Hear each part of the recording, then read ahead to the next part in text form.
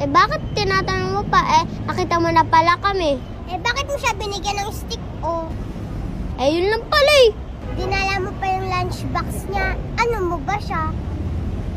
Sumagot ka! Please, sumagot ka! Nagmumukha na akong tanga dito! Huwag kang sumigaw! Huwag kang magsinungaling! Crush ko siya! Ano? Crush mo? Crush is just paghanga. Akala ko ba ako lang yung crush mo?